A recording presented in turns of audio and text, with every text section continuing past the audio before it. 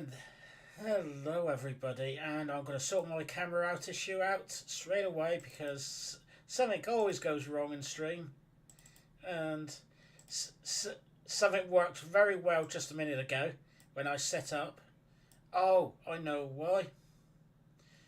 Um, shh, shh, shh. There we are. We're on the right scene now. Yeah. And I better get you right. And I've just realised I'm talking to somebody and they're left muted on my side. Olympus, do you want to Hoot. do welcome? Yes, yes. Hello, everyone. Welcome to our stream today, which is our first time ever doing Trek Wars Duels Across the Stars on Twitch. In terms of a live version of it, I should say. We have aired episodes of our beloved podcast on Twitch in the past, but they've been pre-recordings. They've always been launched on YouTube first, but this week we thought we'd try something different for our 41st episode. So to give you a very quick little spiel, the aim of this game is for myself and Ben to rank our top 5 of a given topic across Star Trek and Star Wars. This week's is all about ethical dilemmas across both franchises. I do not share with Ben what my picks are ahead of the show. Ben, do you share yours with me? As much as I want to try to wind people up and joke, no, I don't actually. So it's yeah, no. We keep it all Indeed. So quiet. that's Go on, Olympus. No, it's fine. I was just going to say that was about the gist of what Duels Across the Stars is all about. This week is about ethical dilemmas, of which there are plenty across both franchises, which is going to be very, very good fun to dive into. No problem. And to be honest, we would love Mhm. interaction from anybody else as we go along. You don't have to talk or put yours in there, but you can react to ours. You can put your own ones in there. You can put your own opinions on what what they are. So Please do, please do, please comment in either of our chats and get involved in the conversations, and we will follow along as well. Get involved. We're doing this very differently for a reason. We want a little bit more interaction on that side of things too, so it'll be good fun. yeah, we are doing this over two And streams. mhm. Sorry, we're doing this over two channels. Sorry, my channel Trek Wasn't Fantasy, and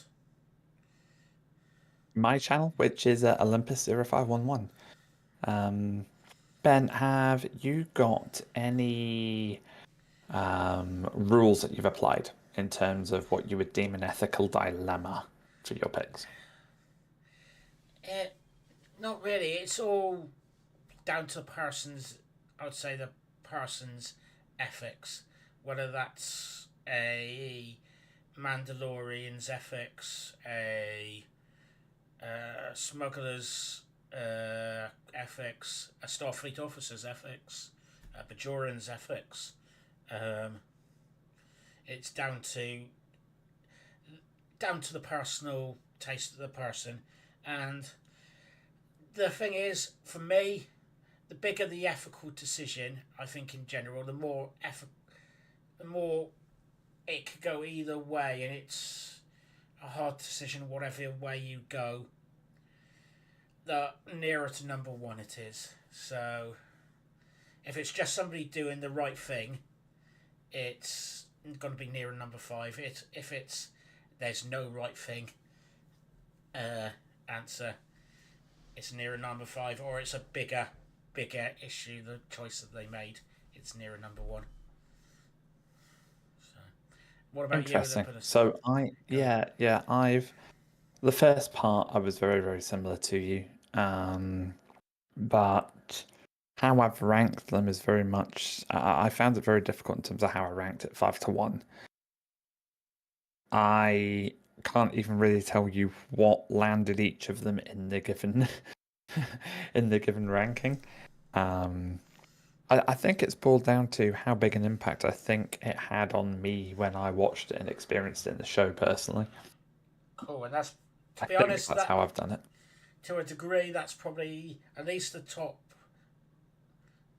two were probably definitely like that's probably why they're in those positions, number two and number one, is because how big a decision, how big a impact it had on me personally. Whereas the other ones, I just think are uh, ethical decisions at the time for the people.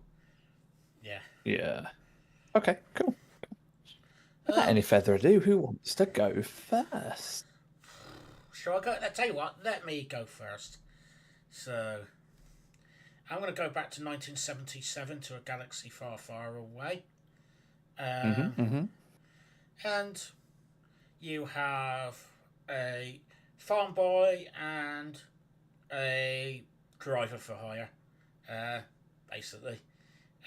Somebody who's just owns a starship, uh, along with his first officer, going there. They're going out and doing various things, failing to find a planet, or and getting caught up with a Death Star. Um, they end up uh, with getting mixed up with, or one person gets muddled up with trying to do the attack on the Death Star to get rid of it. That's Luke Skywalker. The other person is Han Solo, who's finally got his money for doing this job after the lead person got killed and they didn't find or not the lead person, but the person uh, who offered to pay them, Ben Solo. Not Ben Solo, sorry, old Ben Kenobi. Um, and got his money and went off. And then you have the trench run with Luke Skywalker going in there, taking his stuff off, and having a little bit of problem with Darth Vader and the rest of the people. But somebody has a conscience and decides who had a ethical dilemma, let's say, on whether to help somebody they got all buddy with and helpful, and just when decided to do the right thing, came back and made Darth Vader go all spinning into nowhere for the end of that.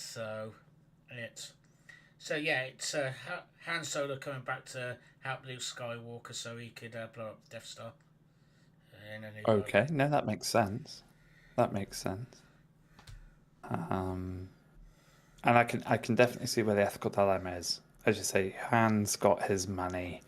He's home free. He can leave the chaos of the Rebel Alliance and the Empire fighting out between each other and go enjoy whatever his next plans are. But Yeah, yeah, he shows he's got a little bit of heroism in him in yeah, the end.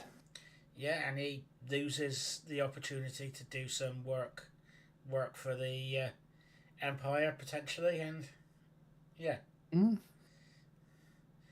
that's true. He does. He ends up on their list. yeah, Um, oh, nice one. Yeah, I do like that. That's a good start. That's a good start. oh cool. Um, what's your number 5 then? So I'm going to take us to the Star Trek universe, but very, very early into the timeline. So we're going to go to Star Trek Enterprise. I think it's season 3, Ooh. because they're in the Delphic Expanse in this Oh, episode, which I'm sure the Delphic Expanse is in Xindi space, isn't it? I'm just trying to make sure I get the right expanses. Uh, right, because there was another one Yeah. in Insurrection, wasn't there, or something like that. Potentially. So, and it's Anyway, definitely yes. Star Trek Enterprise. It's the episode Similitude, Is this the in one which with not? Oh damn! I forgot his other character's name. Tell me, he played Brett in that. Tucker. No, the alien captain who was Thingy Biggs, who was in. He was one of the Cardassians in DS9. Um, No, Demar. I don't think so. Maybe I'm wrong, but no.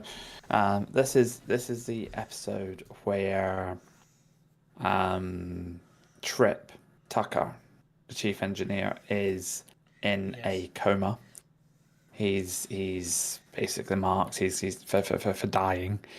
Um, and they come up with a solution to clone Trip and very quickly accelerate the clones. What do you call it? A growing DNA. process, I Yeah. guess, so that they can then harvest the donor tissue they need from him to save original Trip. But in doing so, the clone dies. So they know going into this what they're doing. and it becomes a very, very messy ethical dilemma Yeah, as the crew all come to know Sim and love Sim in his own right in as an this, individual, and then Sim learns why he was born and why he's there, carrying out what the his memories. purpose is. Yeah, Yeah, this yeah, was over like and a he 2 week then period or something like that, wasn't it? it was, and he's left with a difficult situation as well because he doesn't want to die, and it comes to a point where he even shares I think it's an enzyme of some kind that could be used to reduce his accelerated aging process. So he would return to aging the way a normal human would, and that would mean bye bye to Trip, who would unfortunately die, but then Sim could remain. And Archer is left with this very difficult situation. What do I do here? We've It's his own fault. He jumped down the rabbit hole. Yeah, which is a good. um, It's a good yeah, idea in hindsight until you realise it's a real person, a real hmm boy, um, and then it's when you realise I have a choice not to kill this person. No, exactly, exactly. It's and you it's can do the job that we basically wanted doing anyway. It's yeah, yeah, yeah. It was one of my favorite episodes of Enterprise in that season, in particular. I love these dilemma episodes that they come up with. yeah. No, But yes, that was. Hmm. no. I was just about to say Star Trek do it very well. Oh Some of yeah, these dilemmas here, the ones I've got for Star Trek are a lot deeper than I would say the Star Wars ones for me. Um, it's more of a choice of they. I think most of the ones for me for Star Wars are just doing the right thing, whereas some of the Star Trek ones are very more a decision, and they have a lot of time to think about it. Usually, like a 45-minute episode to talk about it, where it's like Star Wars yeah. ones, it's a shorter period of time, um, or a small part of a scene, like you do in A New Mm. Hope. Yeah, No, that's true. But then I think Star Wars is better at the not better, let's say, but I think there's more ethical dilemmas on a larger scale in Star Wars oh yeah, as well. true. But I won't go too much into that just in case something comes up later. But maybe we can tag that on at the end and have a little chat about that if there's Yeah. time. So I'll hold my thought on that. What's your number four pick? Ooh, so I'm going to go to Star Trek for this one. Um, I'm going to go to the Next Generation for this one, and this is from Iborg. Um, the crew of the Enterprise, Picard, etc., come across a Borg that's come. I was about to say come loose, but come been split off from the Separated. collective, separated from the collective. Um, Three of five, I think his designation was, wasn't it? Oh, that sounds about right, but I forgot to look that up. But I know him by his new name, Hugh. We all do. Yeah. So, the name that reminds me of one of my dad's colleagues, which actually, funny enough, was a rep from Scotland. So, yeah, um, Oh, yeah. But anyway, um, he basically Picard, who has been assimilated in the past, and to put it bluntly, did not like it. Um, it was just like, and doesn't have any hesitation of going, this is a mindless automaton. We're going to send him back, or not even him, it back into the collective. Put basically do a Janeway and I was about to say put a bug basically into the collective, of course, himself, and basically using him as a weapon. Um, I'm saying him as in it is a person, and that was the whole dilemma whether this is the thing. And even if it's not just a weapon, this is an enemy. Is doing the thing of going.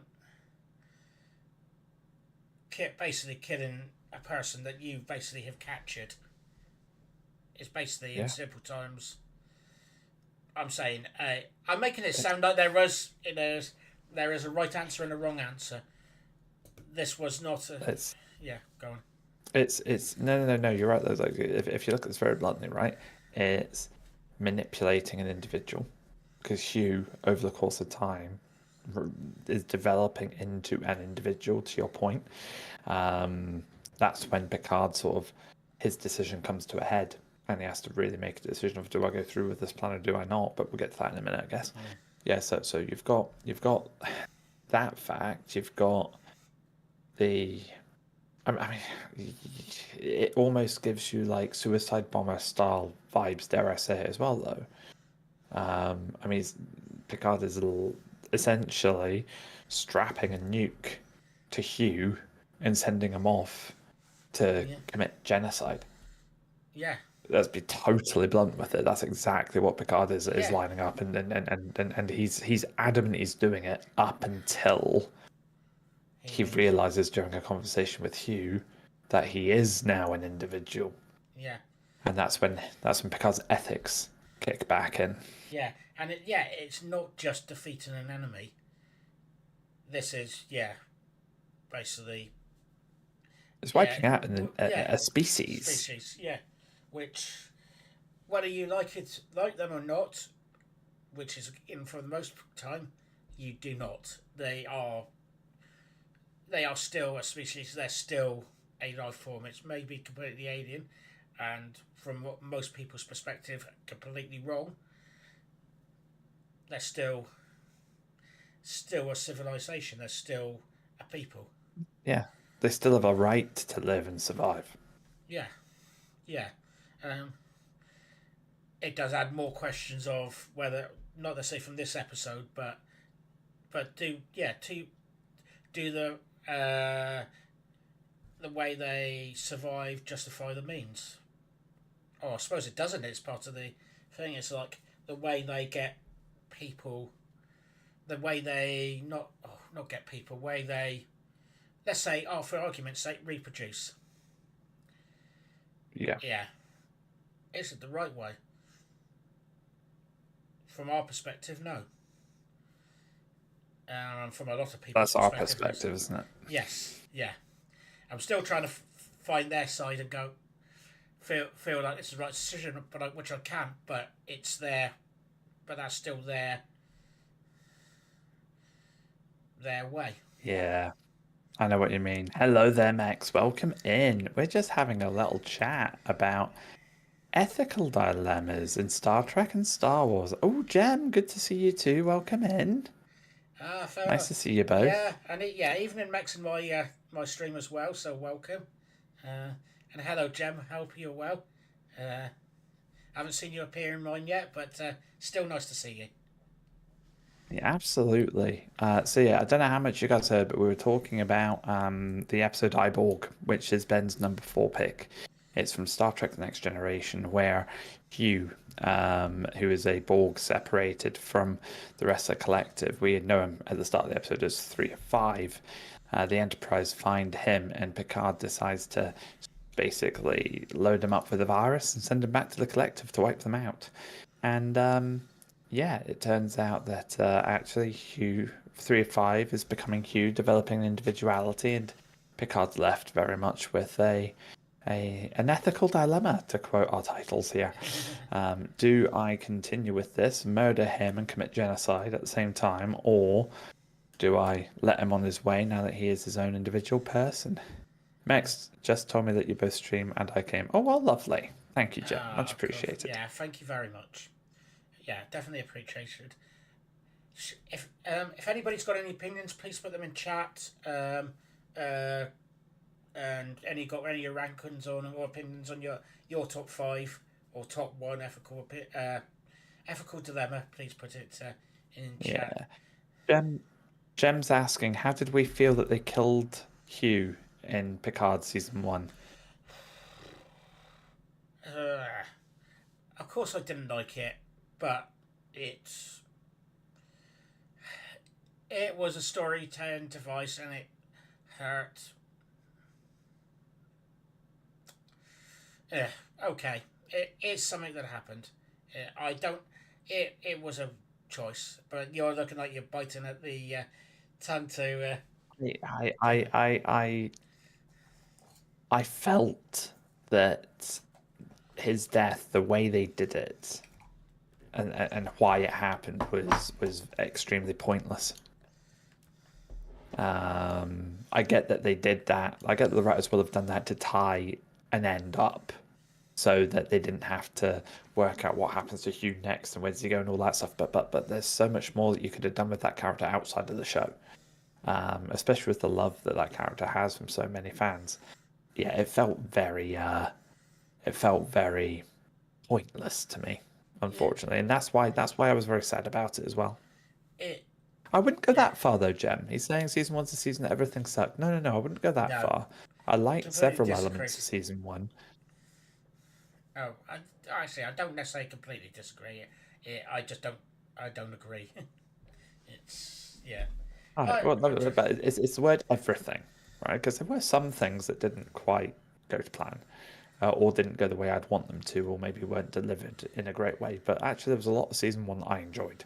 yeah Um, yeah. That's anyway, yeah. So that was yeah. Eyeborg. Did you have anything else that you wanted to No, chat about on yeah the Eyeborg episode? yeah on the Eyeborg episode. No,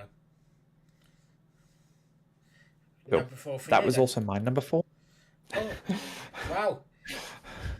That's not the one I was expecting to be paired up on, to be honest. So Yeah, but there you go. Paired up on it. yeah, Boom. Done. So we've yeah. actually mirrored ourselves on our number four as well, Oh, which is interesting. We've not done that in a while. Oh, Jen, thank you. 10 stream streak. Really appreciate that support, mate. Thank you very much. yeah. No, But yeah, yeah, it's one that resonated with me the moment I watched it. I don't have much more to add beyond what you've already said about it, and actually, it's one of the reasons why I was so thrilled to see Hugh back in Picard season one, as we've yeah. I just remember talked you about. So saying you liked it. Yeah, in the past, I yeah, think. Oh, in that case, I'm yeah, gonna have to go to my number three pick, I suppose. indeed. Yeah, I am gonna go to the Phantom Message. Phantom Menace. Oh, hang on, hang on. I need to write this down. The Phantom Message. Yeah, I don't know why I That's a said. new one. I've not heard of that one yet. Is Uh, is it in production? yeah. Oh, yeah. I don't know where I suddenly. I think I was combining two words that are not even related to that. So it's. Um, yeah, I've got no idea. Anyway, I'm going to the Phantom Message. But I'm still saying you've got it in my head now. While you Uh, try and find your words, I'm just going to answer Jem here. He's asked if we have an unethical moment of Picard seasons 1 through 3. So I'll have to I think about that one now. send the Phantom message. So I'm going to take a note of that, Jem, and just in case either of us have a pick to do with that in our top five, right? Because I don't know if we do or not, but let's I've noted that so we can chat about that at the end. We'll have a little section at the end just where we walk through anything outside of our picks in case we don't already have one then there. Yeah. Oh, so you mean Picard in general, not just Picard. Okay. Picard in general. Fair enough. Fair enough. Oh, okay. So Ben, the Phantom message. The Phantom Menace. Do you know, trying to say message there and I said menace. I don't know what. Oh, for crying out. Anyway, so You've just done it again. yeah, it's whatever. Anyway, it's the thing of the dilemma of do I rescue a slave and train them, or should and somebody that is too old to be trained, too emotional, or should we not interfere at a Star Trek style, or going we should leave him be. See, I've got a very strong opinion on this. You should leave him be because then he won't become Darth Vader. He won't murder all the Jedi. The Empire will not rise the way it did, and you won't have all of that turmoil that results from it. Yes, and There there's you go. I've just resolved the entire Skywalker saga. The end. yeah, precisely, and then there's the knowing the after at the end of the fact of what he did is thing as well. I know that's in hindsight, but it adds to the ethical decision by fans. But Ah, let's on be serious though. If yeah, that had all happened, then you wouldn't have a Star Wars saga saga in the first place. It all definitely happens for a reason. agreed. Qui-Gon is a Jedi that is one of my favorite Jedi, because he very much balances on that sort of almost grey area with the Jedi and the code. Um, yeah, he does a lot of things in the way he thinks and the way he treats the Jedi code and the way he trains Obi-Wan. He's almost a grey Jedi of sorts. Um, and I like him for that. He's a very practical individual, who does not he doesn't act as indoctrinated into the Jedi Order as a lot of Jedi probably do. We shouldn't what, Gem? Sorry, I've missed that bit. My bad. What shouldn't we do? What do you think on that, Ben? So 2 seconds. Keep talking for a couple of seconds. Oh, I can keep talking. I can talk all day. No, no. Have that trilogy. Yeah, well, we've got it. It is what it is. It is. I'm afraid. Sorry, I was just sorting out spam. Anyway, Um, no, it's fine. No slagging off episode 3, Revenge of the Sith, Gem. I love that movie almost as much as I love Ahsoka Tano. yeah. So yeah, just keep to one But thing to the ethical decision of having Ahsoka Tano have her own series. But joking aside, anybody who doesn't know, that's an ongoing thing between Gem and Olympus. Now, what was I forgot what you said now. Sorry. We were talking about that's freedom okay. slave. But I will say something else, which is a bit of a digression. Sorry, is Gem's saying that he's waiting for the day that they time travel and kill Darth Vader as a kid and change the entire story. They might do Yeah, it in Lego. yeah, You never know. probably. Yeah. The thing is, thinking about that, going from that, is like that eternal question of if you turn back time, you go and kill Hitler before the thing, and it Mm. basically changes everything. Um, you probably will have somebody else come up and uh, do it. To be honest, Yeah. you probably have somebody And else who jumps knows? place. They could be worse. Yeah. Um, um, but yeah, it's more taking somebody away from their family. You also have the ethical dilemma, yeah, of the way it's the training, um, and generally, yeah, yeah. Um, there's lots of ethical dilemmas throughout the Jedi story there, with especially between the Yeah. uh, Anakin and everybody else. But it's one of those. Yeah, it's definitely one of those ones. It's like, yeah, should you take this person away, um, or should you go and try to free all the slaves and free all the people and fight more for the help to help people? Um, it's yeah, and should you accept the person on this big new training thing, who's just been through hell, um, split up from his mum and such like. So Yeah, they put Anakin through the ringer as a kid, don't they? yeah, Or lad. yeah. Anyway, Anyway, yes. Unless you have any more opinions, what is your number 3 pick? so my number 3, I'm going to go to your favourite Star Trek series of all time, Oh, DS9. which is DS9. And I'm going to go to probably, I think you've told me before this is one of your favourite episodes. Tell me if I'm wrong just now. In the Pale Moonlight? It is. Yeah. Sorry. Brilliant. So, I remembered it right. I remembered it right. So, Ben, by the way, everyone, right? I'm about to give a very brief summary. Ben is then going to jump in more than likely and do it so much better than I have. But essentially, we're in a position right now during this episode where the Federation are at war with the Dominion. I think the Klingons are involved at this point. And they're struggling, and they need to get the Romulans involved. And Cisco sat there going, you know what? I'll bet my bottom credit that the Dominion are planning to attack Romulus.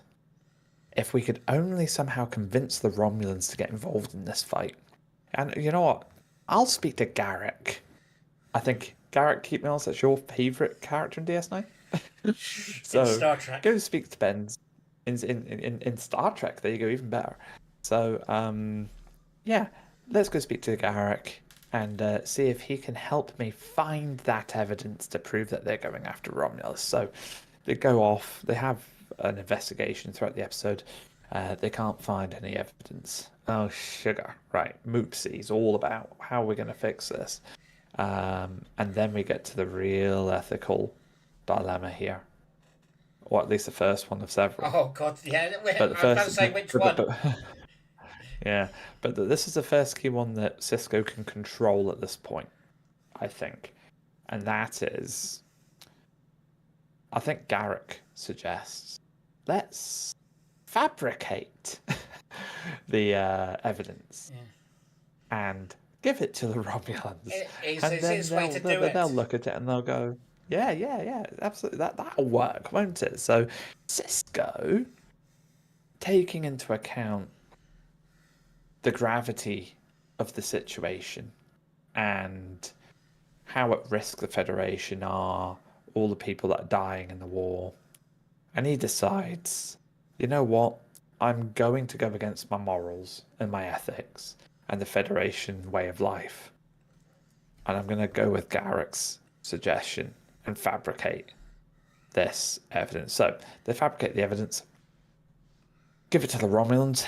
The Romulan, I think it's an ambassador, figures out it's a forgery. It's a fake. Yeah, it's a fake. Ethical dilemma number 2, which, to be fair to Cisco... Is this 2 or 3? On you go. I think this may be 3. Is it 2 or 3? That's because you have... I've probably missed one. Yeah, you have the criminal who forged it, to be honest. You got him out of jail. There you go, yes. Also... Yes, it did. He decided to stab Cork as well. So he had to bribe Cork to not report this. Well, yeah, because that all started dominoing, didn't it? Yes. The road to heaven is built with good intentions. Yeah, exactly. So the road to heaven's Joyce. whichever, yeah. So, okay, yeah, cool. So anyway, number out of the question window now. No, that's fine. So we've got the fabrication. It's a fake. Yeah. So then, this I think was outside of Cisco's control because he didn't know until after the fact.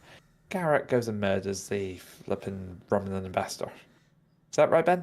He does kill him, doesn't he? Sort of. He plants a bomb on his ship. So it doesn't go off though. It does, but not. It goes off as he's flying away, as he's going back to Romulan space. Yeah, there you go. So it does go kaboom. Yeah. Bye, ambassador. Yeah. Disliked for me. This episode basically established me that Cisco is the worst captain ever and most dislikes, and also complete full dislike for me. Hey, Jem, you know what? I actually see a much deeper going on here. It aligns Cisco more to Janeway in a lot of ways, rather than Picard.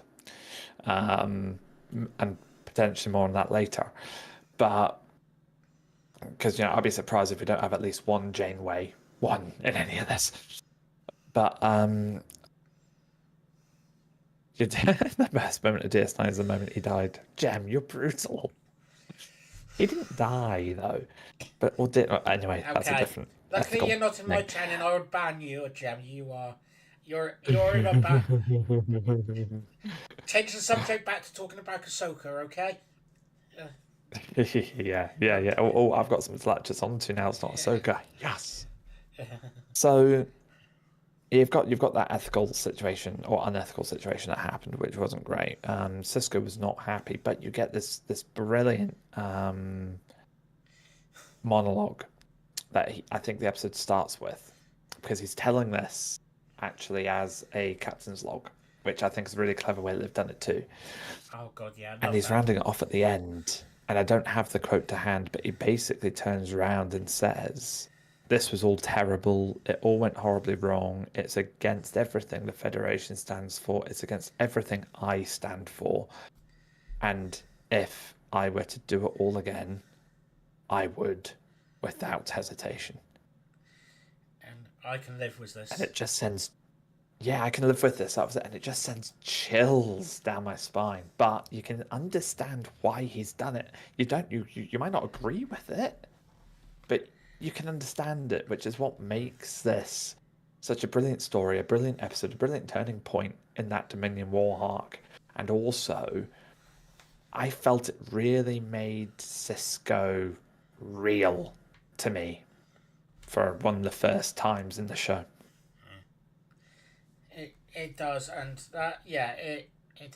I'm not going to say too much more at the moment, but it definitely hits home with that thing at the moment. I wonder why not, Ben. I don't know why not. Um, and someday I will teach Jim the virtues of DS9. Okay. I can sense a DS9 watch party in the future. Oh, definitely. So, yep. And Jem, you are cordially invited to watch it with us. To quote Jem Deep has Space just Nine. put a challenge. Jem has put a challenge in my chat. Cisco versus Ahsoka. Oh, he prefers Ahsoka.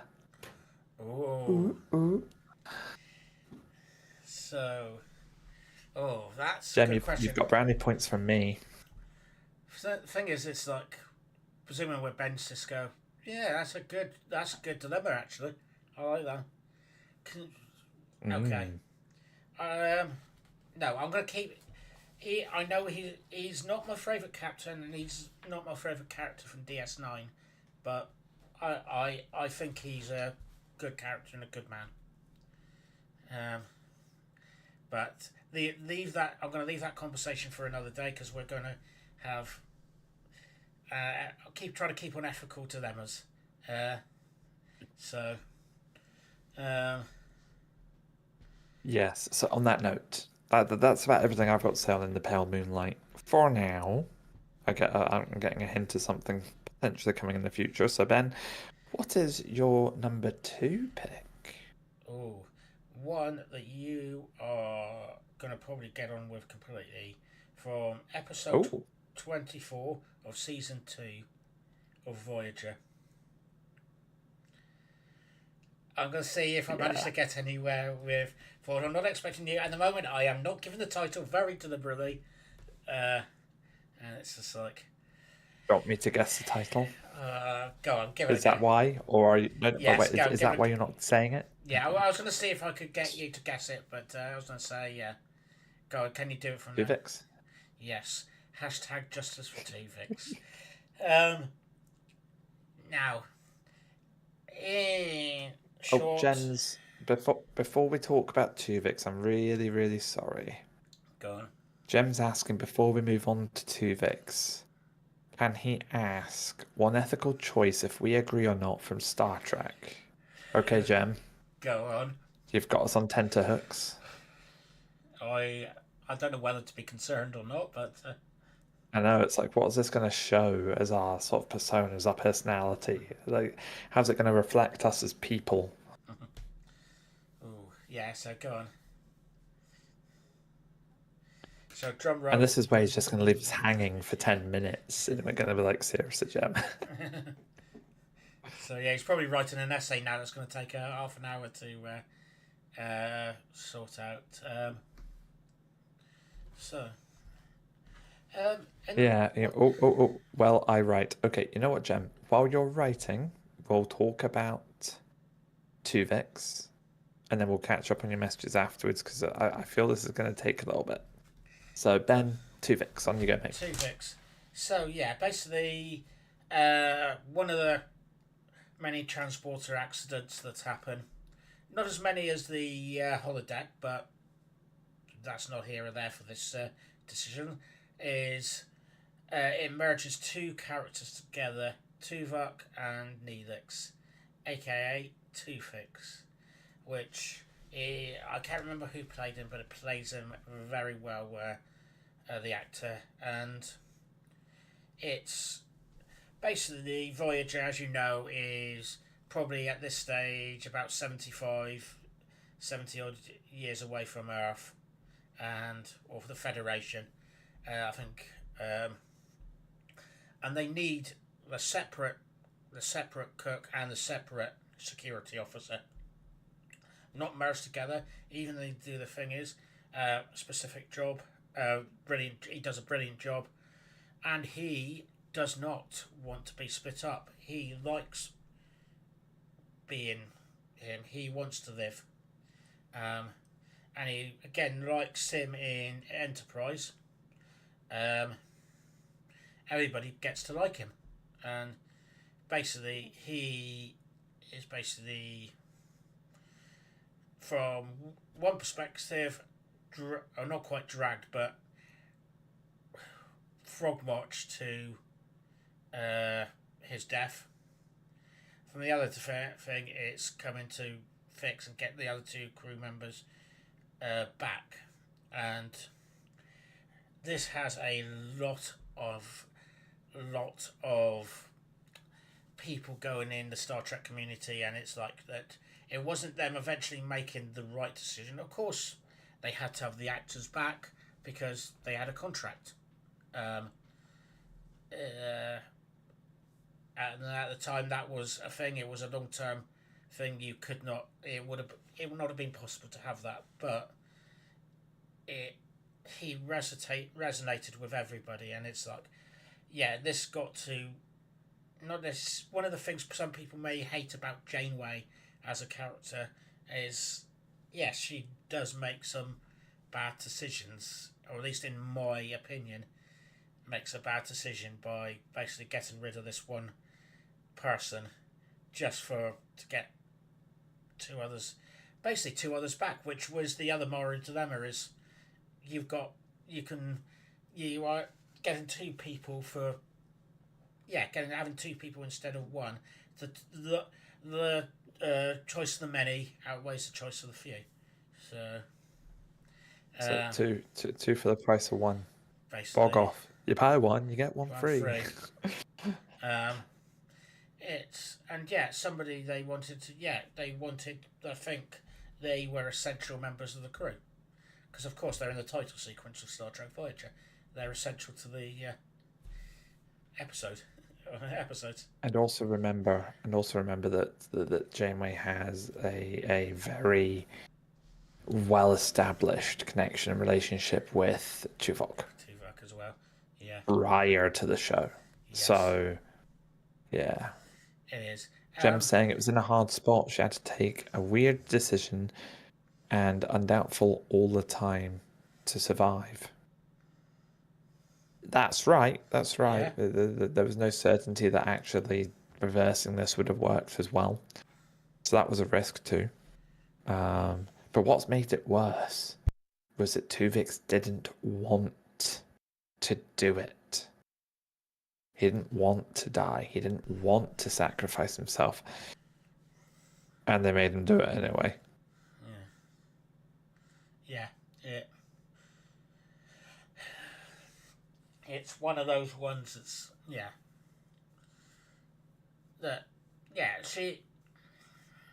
she done the thing that she thought was right. Whether that was right is in a lot of people's opinions, no, she didn't make the right decision, but that is hindsight, and what would you do in similar circumstances? Do you have anything else to say? No. It's such a tough call. In fact, I do have one thing to say: justice for Tuvix. I agree. But oh my god, it's a tough one. I wouldn't know what to do in that situation. No chance. I love Neelix and I love Tuvok. Tuvix I found very annoying, but as I said, it's a whole question of this is a completely separate individual. Yeah. you can't just murder him. But she did. And that's what I was referring to earlier on. Janeway is ruthless when she has to be. But Yeah. the whole When she can point of be where good. she is and what she's got to do means she has to be. And Yeah. that gives the show a much darker and I guess more realistic edge to it versus a show like The Next Generation. Yeah. I'm not So, gonna. yeah, it definitely gave it a unique selling point. I can't believe this is just coming to me, and I can't believe I'm actually going to do this comparison. But you saying that has actually given me thoughts of Margaret Thatcher, a leader from the 1980s in the UK here. Ruthless, very controversial. She's probably the only prime minister or leader in the UK that probably could get on the top five list of best prime leaders, and on the bottom five, on the top five worst leaders at the same time. She is ruthless. She done some things she needed to Yeah. do.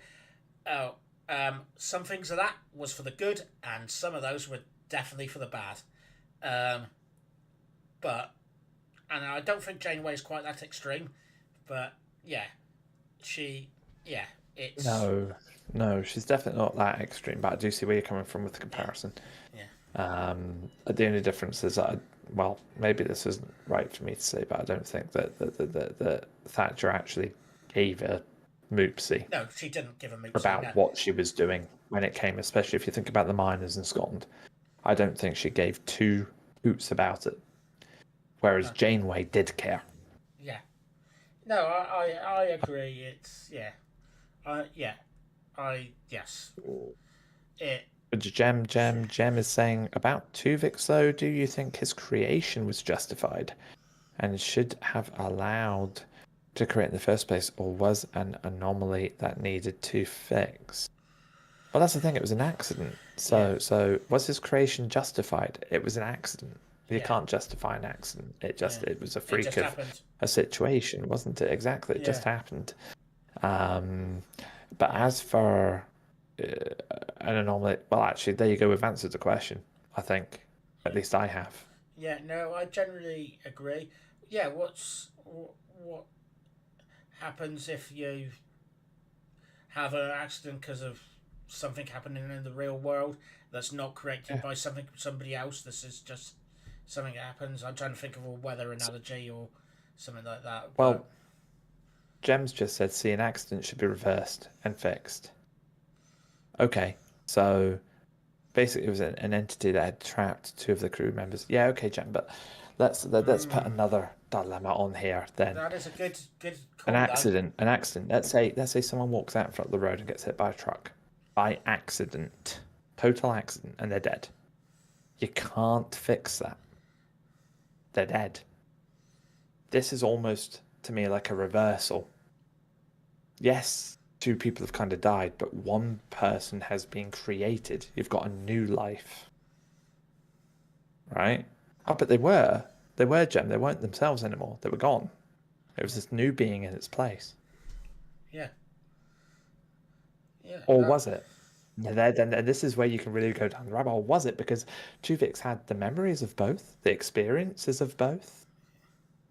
Yeah, it's one of those then, and it's No, also no, no. It's not like he's trapped inside the truck. No, that's not what I was saying at all. Maybe that was a bad analogy.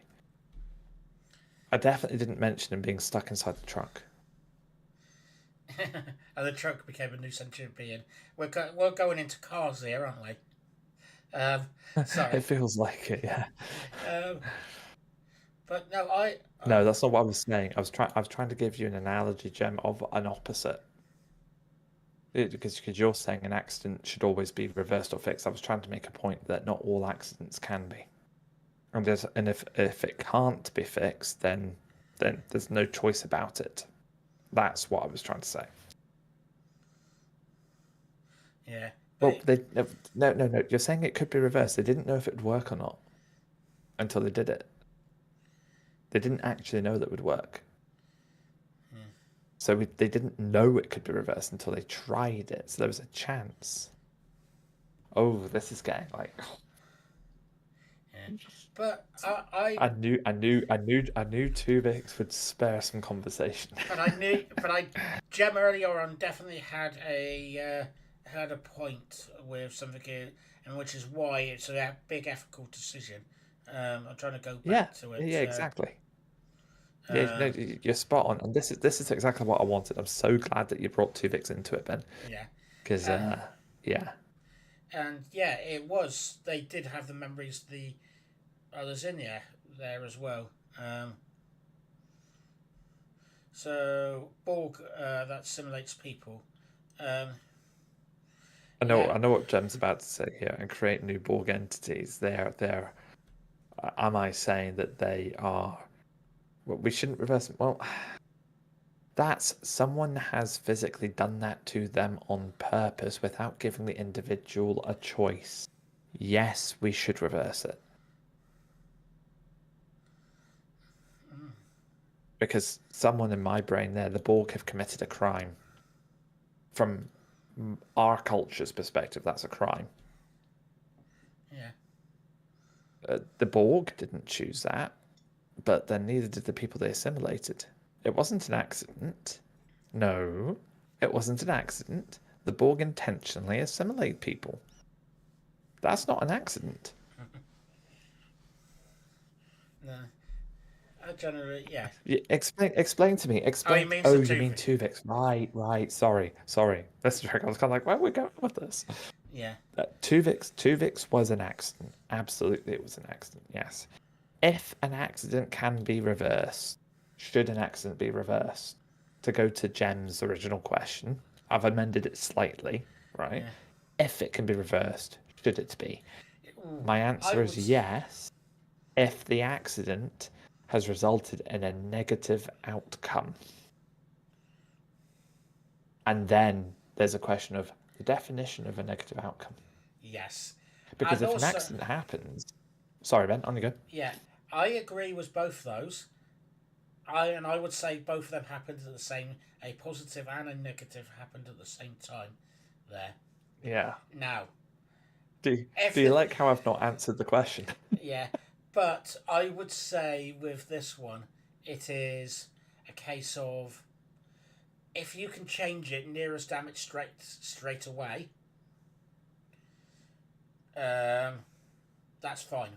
I don't know how long happened between Tuvix coming into life and him being changed, but I know it wasn't within a day. Um, I should have looked this up, but he had time to be himself. Oh, we did. Yeah, Yeah. definitely did. Um, and it's not. And as you said, he didn't want to be in. And this is not him going. I mean, this is not him in shock, going. I don't want to change. Leave me alone. That not able to make his own decision. This is him able to make his own decision. So, um, but this is why it's so high on my ethical decisions. It's because of what Jem says and what you say. So, um, yeah. So do you reckon? Okay. So I've just sorry. Gems just said. Also, from what I remember, they were almost certain would restore them, and they didn't proceed to that because the doctor wanted consent. No. So I've just Googled this because that's counter to what I remember. And according to artificial intelligence, which isn't great, but we don't have time to watch the episode right now. No, the Voyager crew did not know with certainty that they could reverse the symbiogenesis of Tuvix. While they attempted to restore Tuvok and Neelix, their initial efforts were unsuccessful, and the situation appeared dire, with Holodoc and Kim suggesting it might be impossible to separate the DNA strands. Ultimately, Janeway made the difficult decision to restore Tuvok and Neelix, effectively ending Tuvix's existence. All of that is apparently according to Wikipedia, which is also a little bit like, how much do you trust that? So I think after this, we need to go and watch the episode and confirm for certain. Definitely. And anyway, Mex is sipping tea in the background.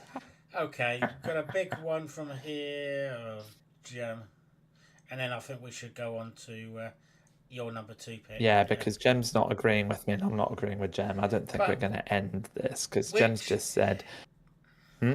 which Sorry, is Ben? why it's number 2 on my list, so high on my list. Because you can't agree. That's true. That's true. That's true. Yes, yes, exactly. We can't agree on it. I'm going to read this bit from Jem and then I'm going to move on to my number 2. So, let's see. Was the procedure guaranteed to succeed? Yes, reasonably certain, but not absolutely. Right, there you go. Not absolutely, which means. Right, okay. So, Google the definition of certain and then put reasonably in front of certain, and you've got an opposite in terms, right? If you're reasonably certain, it does not mean that you're certain at all. And take that from an English major. And that is all I'm going to say on that point. So, yeah, get your point, and I wish we could actually sit and keep going on about 2 videos because I'm really enjoying this conversation. Oh, there you go. Max is slowly opening biscuit packet amongst the tension. No. Right, no tension. This is the whole point of this episode, isn't it, Ben? Around the ethical dilemmas, because Yes, it there is. are dilemmas in Star Trek and Star Wars that generate this type of conversation, and it's fun to have these kinds of conversations, and especially when you're really passionate about them. But anyway, yes. What's your number 2 pick To then? be continued. My number 2 pick, we're never going to move on. I think Tuvix has had half the stream. I am gonna refer us to Star Wars, and but Jem wants us. Why am I waiting, Jem? Come on, why are we waiting? Let me just move on to my number 2. We did have a question Oh, which was back oh, saying something you about did, Vija. and I promised I did. Yes, well done, Jem. Sorry, let's have a little look. You're spot on. Thank you. Okay, so Jem asked, should a vastly powerful and intelligent machine brackets feature from the motion picture, Yeah. which seeks its creator and desires to evolve by merging with a human, be allowed to do so, even at the potential cost of the human's individuality and life? So that's this one here. I'll just post it again. That, Gem, is a phenomenal question, and my personal opinion is no, because it's just committed murder. My answer is not quite yes, but it depends on who the other person's. If whether the Okay, yeah, person lets them. If the other yes, person wants consent. to, and they're in a position to be able to give consent, then yeah. Yeah. If the person in question wholeheartedly agrees to die in order for this to happen without any remorse, without any hesitation, then sure, go for it. No, if someone wants to die doesn't mean we allow him. Well, see, this becomes a very big ethical dilemma. The sanctity of life, and should people have a choice of what to do with their lives, whether they should remain alive or not? That is extremely deep. Yeah. I'm not sure I want to talk about that topic on this podcast, to be totally honest. I think that starts to potentially delve into the realms of politics as well. So I'm going to very, very cautiously step away from that question. Sorry. Fair enough. And as much as I have opinions on that, I'm gonna just go the same. It's maybe not worth. There you are. I generally yeah agree. Yeah, I think we should. Yeah, this could go into a long debate, or not necessarily debate, It, a long discussion.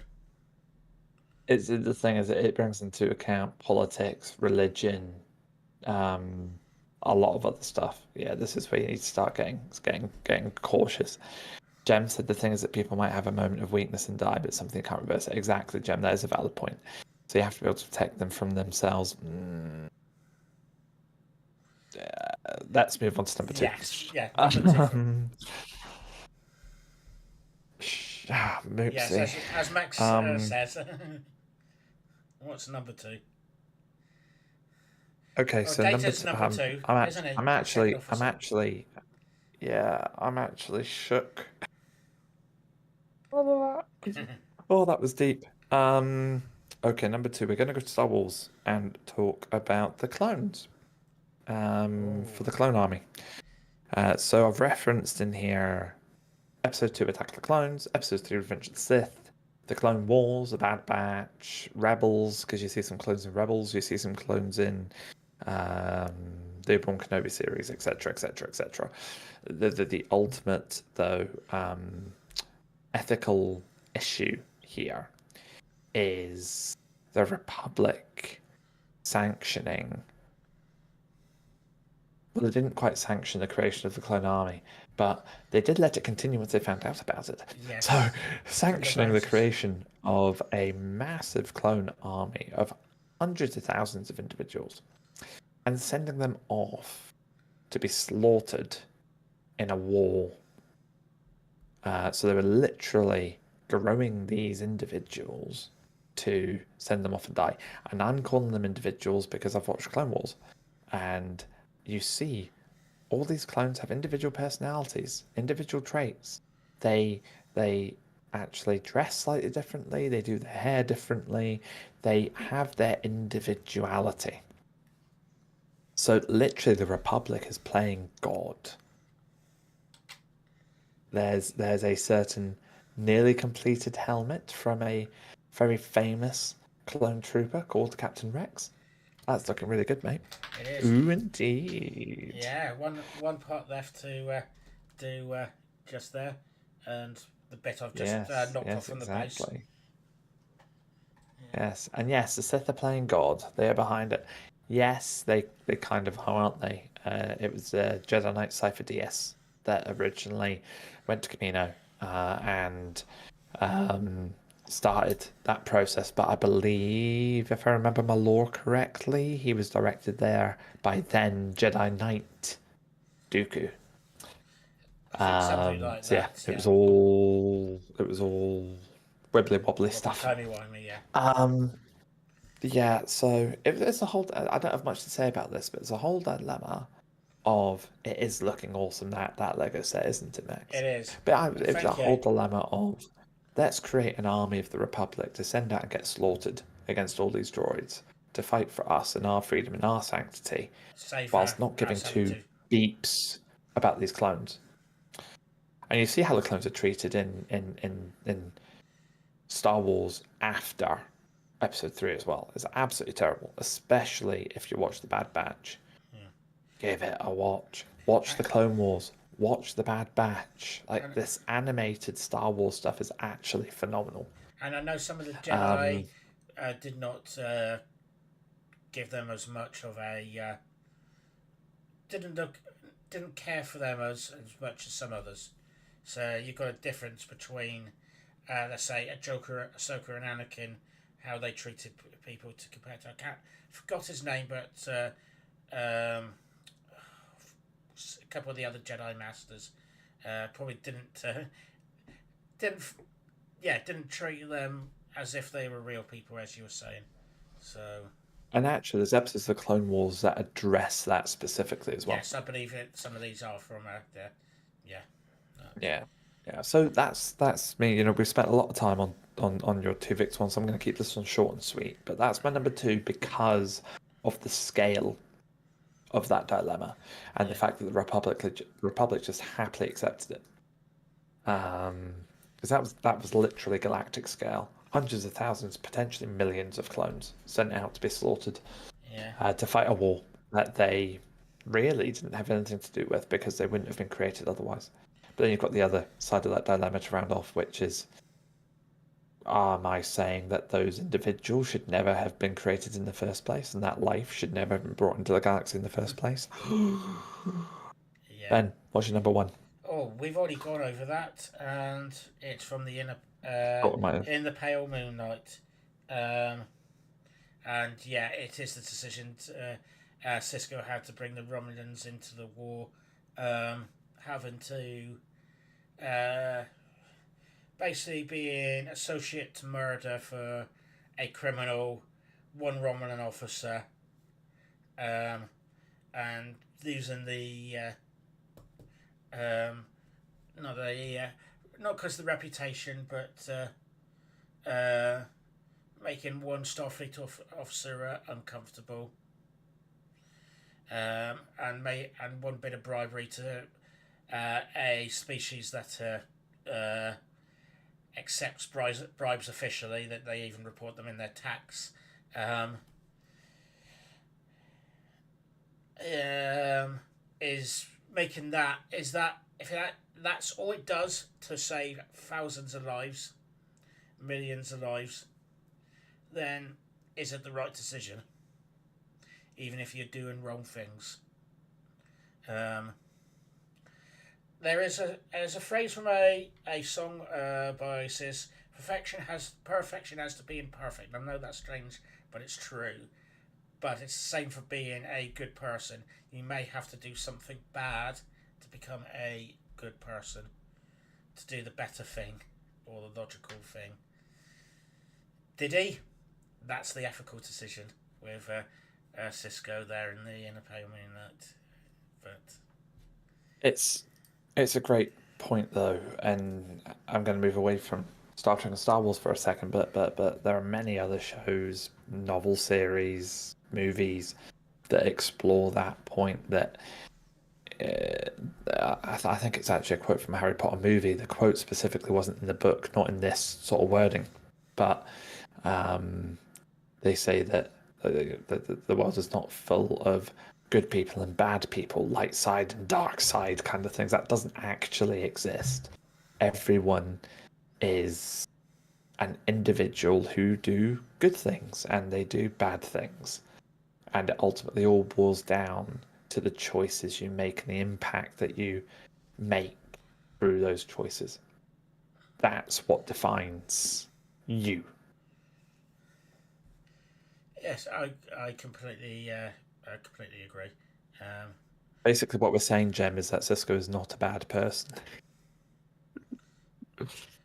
I think what I was saying, he is a bad person. He's also a good person.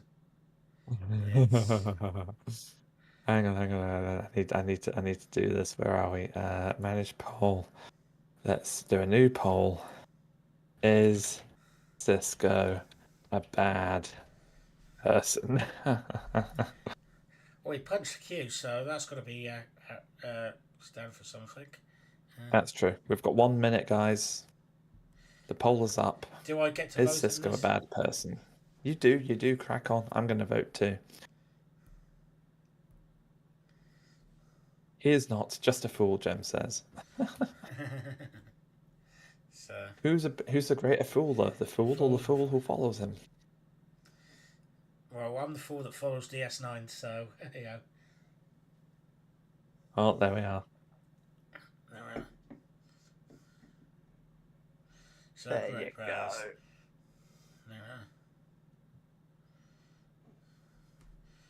go. Okay. I think we know what's the score is now. It's at least 3-0 for the minute, so to know he's not a bad person. Yes, it looks like we're ending on he's not a bad person. That's Which is everybody good. suddenly changed the vote right at the last second now. Which they didn't. They Congratulations, Cisco. You saved the day. didn't. So, Okay, my number one. go on. But before my number one, Jem's saying the last one for me, episode of TOS in season 2 called Private War. Is that the Do you know one that with one, the? Ben? Because I have not I know. watched TOS. I have not for a long time, but I'm thinking of the one. Isn't that was the Klingons, and they're shipping weapons or something like that? But I could be mistaken on that one. I think I've only ever I've only watched them fully through once, but I can't remember. Oh yeah, two factions on the planet. Yeah, and I think Federation are helping one side, Klingons are helping another. But a very deep analogy, I think, to Vietnam. if I remember correctly. Yeah, and gave weapons. Yeah, it's the one I'm thinking of. Yeah, basically the Klingons are supplying one side. Yeah, I can't remember too much more details on the episode, but yeah. So it's basically equivalent. I think of the. I think it was. Oh no, that's Korea. I can't remember. But basically communism on one side of the Vietnam War and America. Uh, So, so on the other side. yeah. So my answer to this one, Jem, because he's just said, should the Federation break their prime directive to help the other side? My answer is there's no prime directive to break because the Klingons have already broken it. They don't have to go by the Prime Directive. But you're interfering in somebody else's conflict, which is okay. I'm not talking about the TNG version of the Prime Directive here. It depends. That's the thing. Which prime directive are we talking about? Are we talking about? Are we TOS. talking about not revealing ourselves and influencing ourselves to species who are not yet aware of alien life and are not at that technological level yet? But no, Or are we referring to the prime directive of non-interference? I think on this But occasion I'm the referring to that. non-interference is specific to species who are not aware of aliens and do not No, have that technical no. Or sophistication yet. at least in TNG, okay, 75 years later, give or take, they decided the Enterprise D decided not to get into a civil war of the Klingons, aka Gowron and his civil war, and Worf quits because of that. Um, Is that based on the Prime Directive? that is one part of the Prime Directive, yeah, as well as not You son of a interfering in bitch. anything. Well, that screws that over I then. know this is we're talking about TOS, so it might be slightly different at that point, but and called. Yeah, but I didn't know TOS, man. I don't know Yeah. TOS very well. I'm No, do I? referring to the Prime Directive from TNG onwards. You are right, though. I do remember that now that you've gone through it. Oh. Well, on that basis, no, the Federation shouldn't get involved. Yeah. Simple as that. Yeah. So great. Okay. My number one. We've already talked about. Tuvix. We're gonna go back to Tuvix. Yeah. Yes. Back to Tuvix. I knew that was the one I thought we would have the same pick on. Yeah. So. It's the biggest one. I'm not actually going to talk about it. So instead, I'll have a quick chat about a TNG episode. I can't remember the name off the top of my head, where the Enterprise finds a planet of aliens who are suffering. They're all dying, and they need this drug to survive. And this neighboring sister planet has this drug, and they're holding them to ransom on it through this weird trade situation. But it turns out they're not dying at all. They're all going through withdrawal because they've been high for decades. Because this other planet is just giving them this drug, which had originally been about, what do you call that? Had originally been a situation where the species had been ill, and the drug did cure them, but the people supplying the drug realized that it was addictive, so they've taken full advantage of it. So, long story short, the Enterprise cuts off the supply line and leaves them there to go cold turkey. The end. Yeah. Was that the right thing to do?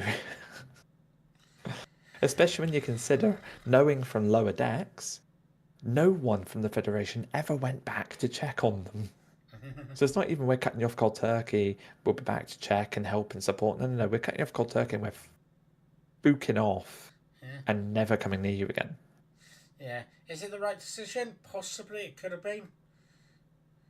But it could easily have been the other way as well, but the right decision to gently ease them off.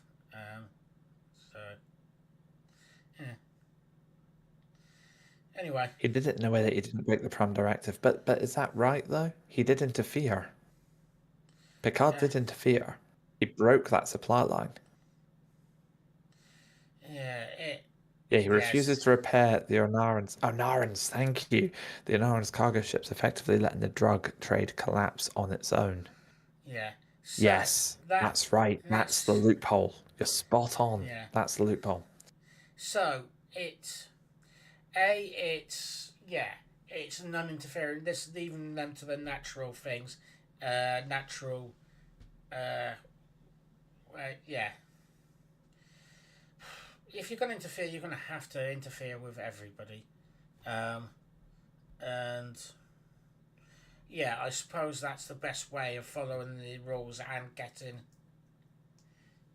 making the right decision. It's that's the prime directive and full stop is making the right decision. And the thing is, so even if you're making the right decision, that could have unintentional consequences, um, Hmm. which is a lot of things that happened. Let's say in our past, getting interfering in other cultures and going, oh, this is the right decision to make. Sometimes it works. Sometimes these places end up in a even worse mess than before. Um, They it's can. yeah. Um, with other rulers, you put this ruler into power, they become a horrible, or they are a horrible person already, but they become a dictator you want to get rid of later, or something like that. Or you go into thanks for the luck, Max. Oh yeah, you interfere in another person's culture, take over, and you run it not necessarily well, but you help run it, that country. Then it's like you don't. They want their own independence, and sometimes they do it well, but sometimes they have to learn by their mistakes and they make a mess of it. It's is it right for a country to take it? Yeah, country. No, it's not right. Does it? Can it help the country? Yes. Can it make the country worse? Definitely. I don't know where I'm. Yeah, I know where I'm trying to go for that, but it's. No, I get it. I get it. So very quickly, will we run through our top fives, Yeah. and then we can talk about that big question Jem has put on the chat regarding data. Yeah, I've got that. Yeah, I've got that here written there for later. So, my top five: Han Solo coming back to save Luke. Number four, Picard, and oh, the Picard and Hugh situation in TNG in Iborg. Freeing a slave on Tatooine, aka Anakin, from Phantom Menace, and then you have the Two Fix situation in from Voyager, and then you have in the Pale Moonlight scene with, or the whole, let's just say, the whole in a Pale Moonlight scene from Oh there. yeah, because that's just a series of dominoes that crash and burn. For my top five, I have in Star Trek Enterprise in Similitude, when you've got Trip Tucker's clone being essentially bred fast track to be murdered for his sort of genetics to save Trip. Number four, equal to Ben, Iborg.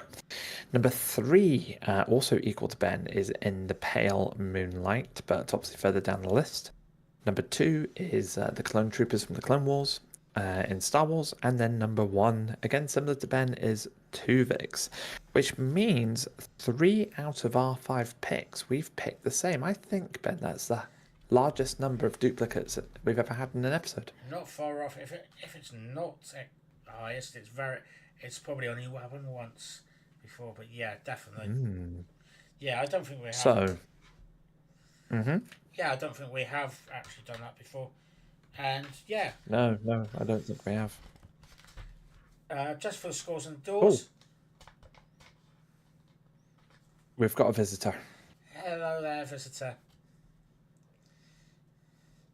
Well, welcome to the funhouse. Hi, friends. Hi, friends. She's saying, all okay? Yeah, I'm just going to bed. Hi, Jim and Ben, of course, and Mix, who's lurking, but hi, Mix. And anyone else who happens to be around. Anyway, I'm going to bed. Will you check the door when you come through? I'll see you in the morning. Okay, night night. You like spot the difference games? Very quickly, Jem's asking if you like spot the difference games. In fact, you love spot the difference games. You are going to love Jem's newest game. We'll buy it on payday because it is a spot the difference game. You'll love it. There you go, Jem. You've got a fan right away. Olympia, she's just admitted she's not the greatest at them, but she loves spot the difference. So anybody who doesn't know, friends of the chat, Gemcraft Games is a publisher and game creator. I don't know if he's a publisher, but he makes it. So there we are. Look up Gemcraft Games on Steam for reference. New games coming out. Absolutely, absolutely. So, Data. So measure of a man. the reason why, yeah, it is. It's Measure of a Man. The reason why I don't have this in my list is because of how much I love the character of Data and how much I recognized him as an individual from the word go. So when it came to that episode, I was absolutely appalled that it was being challenged in the first place. But that aside, you don't really see that ethical dilemma being challenged very often, with the exception, actually, as I'm saying that, of a good 3/4 of season 2 with Dr. Pulaski. Yeah, but that was only at the beginning part of it, and that was part of her act as well. It's It the continued. arc. No, it continued. Yeah, it continued for about half the season. I think it took Yeah. quite a while for her to settle in, and start to see Data more like an individual. Because I hated Pulaski at the start for that, but by the end, much happier. And actually, wasn't that the same season as Measure of a Man? Ooh, sounds about right. Yeah, Let me because double check that. it definitely was AB or ARB, whatever you want to call it, after Riker's beard. Um, but yeah. If it was after Riker's beard, it would have been season 3. Yeah. So Or yes, did he have a beard in season 2? he did. So I'm losing season track. no, only season 1 he had a beard. Was without the beard. So So he had the beard in season 2, yeah. and then So what was it called again? Measure of a Man It is season 2, episode 9, Measure of a Man. early on, yeah. So which is probably something in the season arc as well. Adding to that is yeah. And bear in mind he at Oh this. no, Go on. it's a trap. Ben, Jem's got a follow-up question. That question was a trap. Moriarty, can you consider him equal to Data? Jem, oh my god, Oh, you are on point I with the would say questions tonight. the only person who can defeat Moriarty is Sherlock Holmes himself, and the only person who is Sherlock Holmes is Data. And to be honest, they equal themselves out. So So yes, yeah, yeah, and Moriarty is an artificial intelligence in his own right. but So I don't think yes. that's where he's coming from. But yeah, given the But time, there's yeah, sorry, there's something else, though, right? And this is something I'm not too sure with if the science quite lines up, but it happened, so it happened. But the Enterprise computer created an artificial intelligence as sophisticated as Data, albeit a hologram. He is as sophisticated as Data is. Massive. Yeah. That's the question. Is Moriarty intelligent species? Yeah. So, Why not?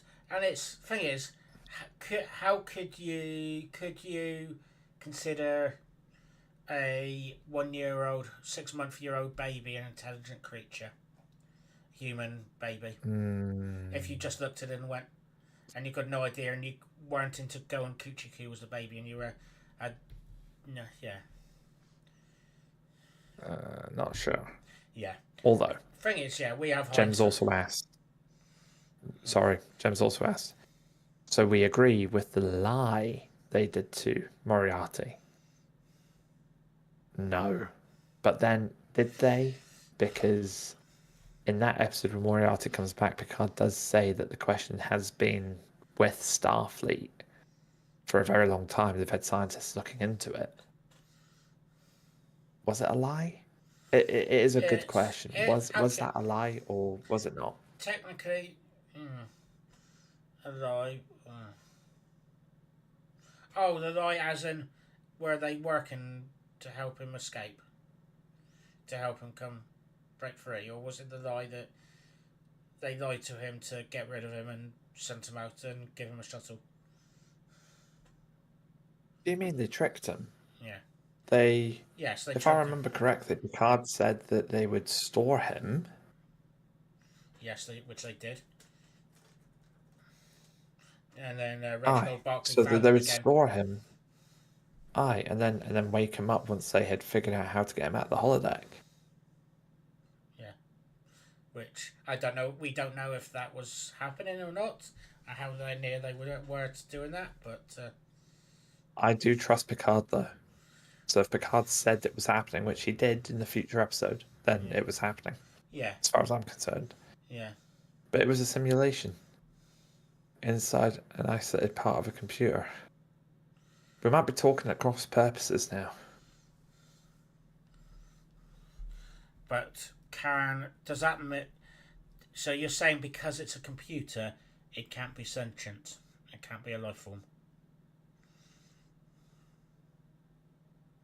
No, and they never. Oh, hang on a minute. No, Moriarty didn't know. Hang on a minute. Is this a second? Is this a second episode? I think he is that you're referring talking about now. I think he is. He's making a lot of references there. Yeah. Bear in mind, I haven't. Yeah, read all your, I'm losing track of where you're talking about now, Jem. I thought you were referring to the first episode still.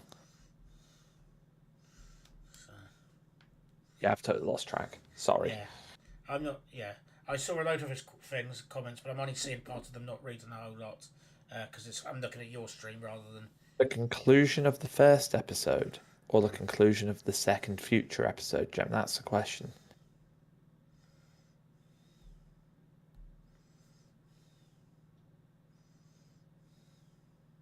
So I don't remember the ending of the first episode being them tricking him.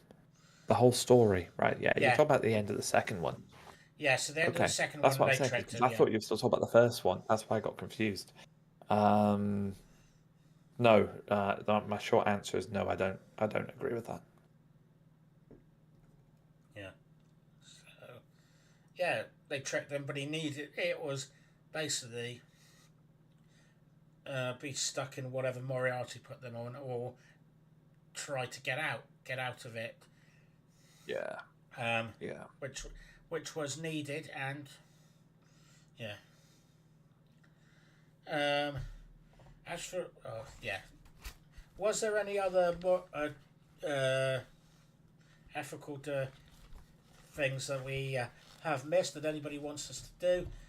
What's everybody else's top 5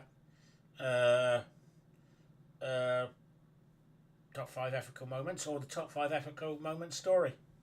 Go on, Jem. Jem, share with us what's your top 5. Yeah, be interesting to see what you think. Yeah, it would be. And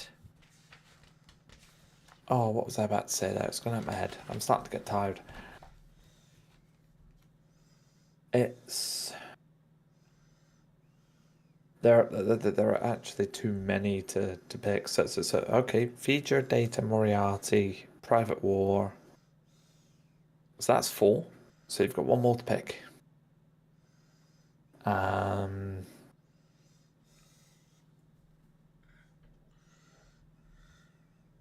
also, funnily enough, they're all Star Trek. Star Trek are really good at their ethical dilemmas, though. Because as I was saying earlier, they spend time on the ethical decision, whereas Star Wars don't necessarily spend time on it. One exception, and I'm not gonna. Reason I didn't bring this up is because I have not finished the whole of the season, and that's probably Mon Mothma staying in the Senate, trying to sort stuff from there, from that end, rather than. Yeah, mate. Watch the rest of the Yeah. season. So, yeah, I think I know a certain part, and I've seen pictures from it, but it's Yeah. and I know where she But ends up. So, Andor's a good example though, because you've got several ethical dilemmas going on there. Gorman, and that's all I'm gonna say is Gorman, because I can't remember how many episodes in it is, but Gorman's a massive ethical dilemma. I'm trying to find a dilemma from Star Wars, but it was only dumb decisions, not dilemmas. No, Gem, no. Andor is not just great Star Wars, it's utterly phenomenal television. Plenty of ethical dilemmas throughout Andor.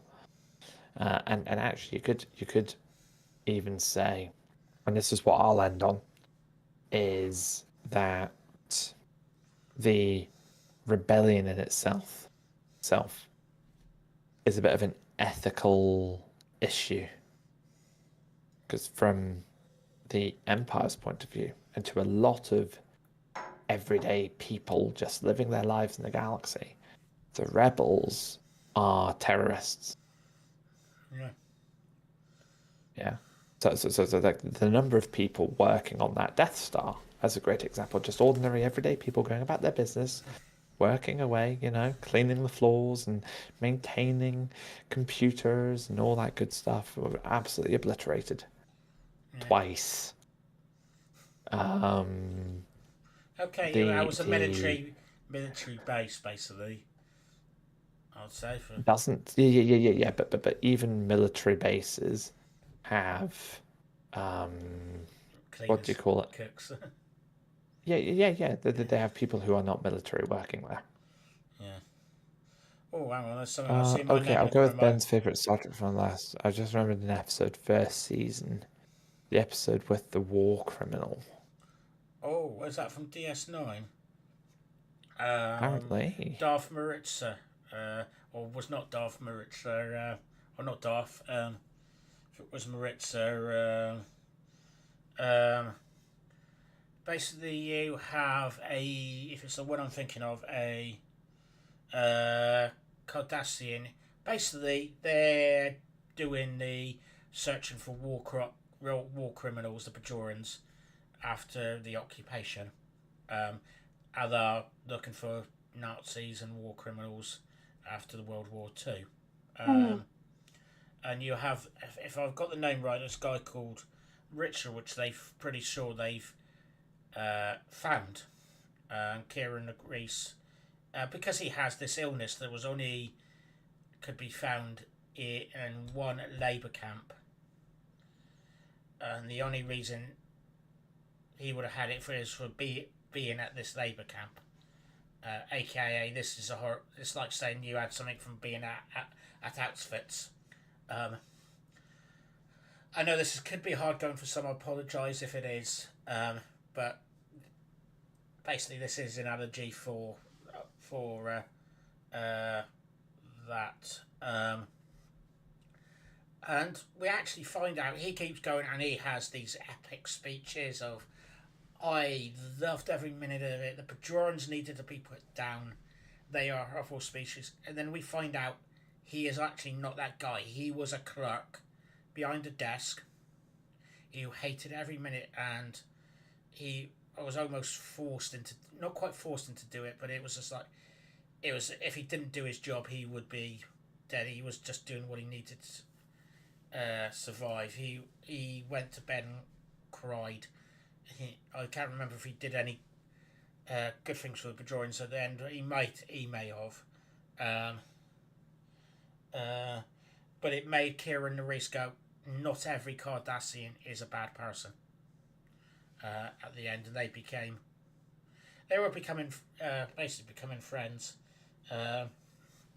Became friends throughout the series. Yep. So just reading what Gem is in case. Yeah, that Force Bajorans, a galaxy and those cars go become good. Never admitted his crimes and seeks justice otherwise.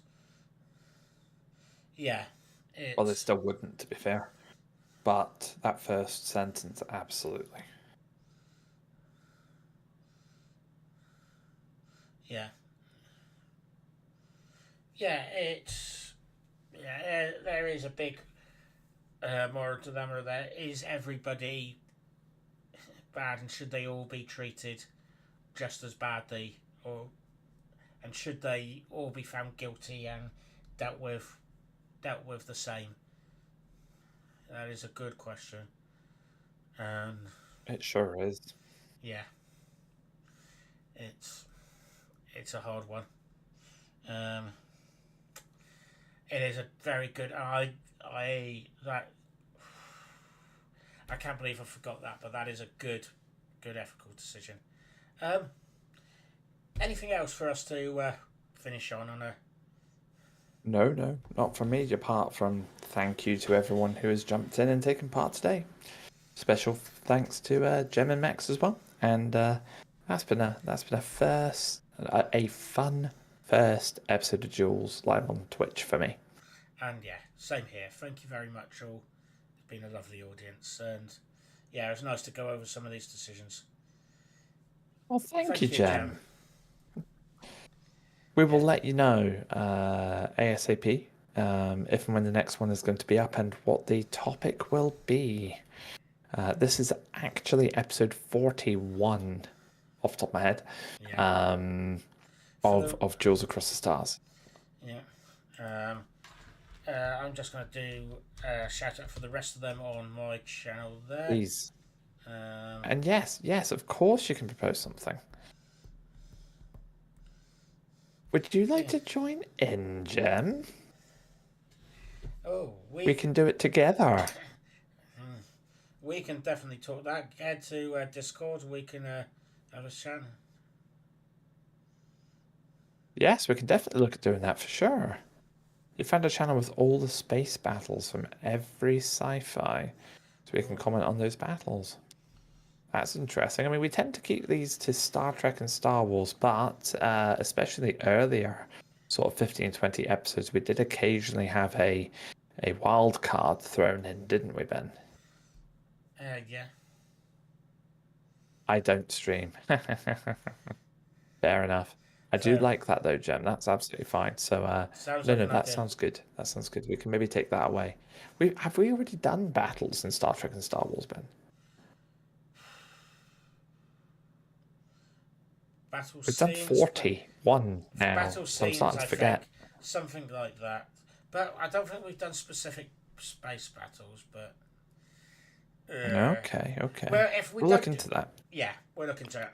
If we can't get the exact right one, we'll get something very similar.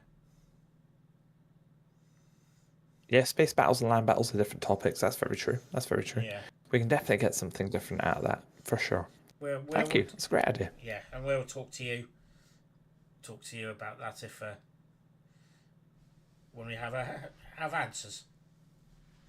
Yes, ideas. Exactly. Very good. Cool. Yeah. Well, if there's nothing else from you either, Ben, thank you all again so much. Really enjoyed that, and we'll see you again very soon. See you very soon. Live long and prosper. May the force be with you, always. Let's find Discord and see you later. Nice talking to you all.